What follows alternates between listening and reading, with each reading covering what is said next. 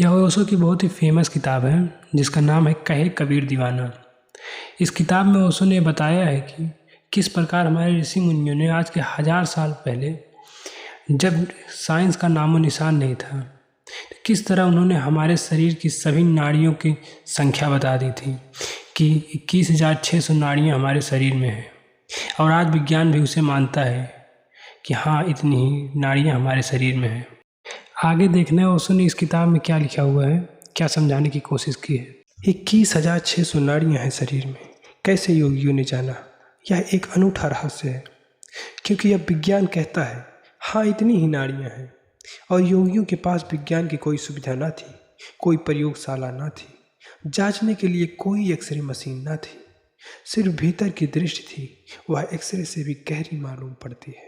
उन्होंने बाहर से किसी लाश को रख कर नहीं काटा था, कोई डिसेक्शन, कोई विच्छेद करके नहीं पहचाना था कि कितनी नाड़ियां हैं।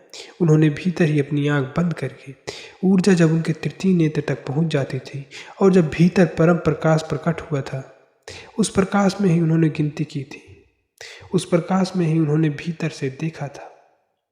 वैज्ञानिक घर के बाहर से जांच रहा है, उसकी पहचान अजनबी है, बहुत गहरी है। योगी ने घर के मालिक की तरह देखा था, भीतर से देखा था। फर्क है,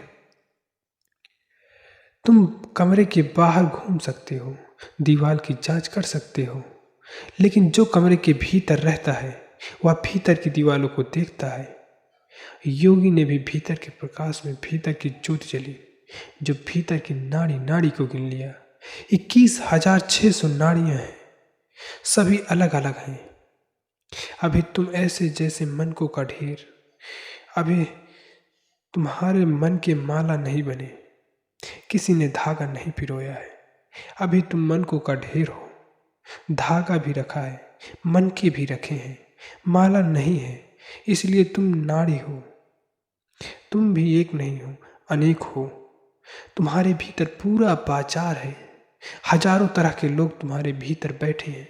कोई कुछ कहता है, कोई कुछ कहता है। एक कहता है चलो मंदिर की तरफ, दूसरा वैश्यालय ले जाता है। जब तुम वैश्या के घर बैठे हो तब भी मन के भीतर कोई राम राम जपता है। मंदिर के भीतर बैठे हो, राम राम जप रहे हो, भीतर वैश्या की मूर्ति बनती रहती है।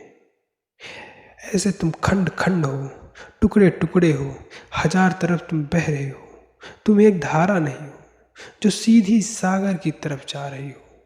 तुम मरुस्थल में बिखरे हुए हो, छितरे हुए हो। तुम्हारी 21,600 नाड़ियां अभी तक धागे में बनी, अभी माला नहीं बनी, क्योंकि किसी ने धागा नहीं पिरोया है। वह धागा क्या है? उस धागे का नाम ही सुरती है। जिस दिन तुम सारी नाड़ियों का बोधपूर्वक देख लोगे और जिसकी मुद्रा की निरति निरति और जिसका बाद बच गया सूरत क्या, वह धागे भी पिरो देगा। सारी नाड़ियों को वह अखंड एक हो जाता है। उसके भीतर का एक जन्म होता है, तब उसकी काया, तब उसकी देह ब्रह्मा को अग्नि में जलकर भस्मीभूत हो जाती है।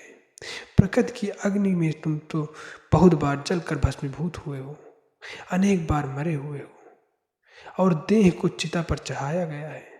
योगी भी एक बार चिता पर चढ़ता है, लेकिन वह चिता साधारण अग्नि की नहीं है, वह ब्रह्मा की अग्नि है।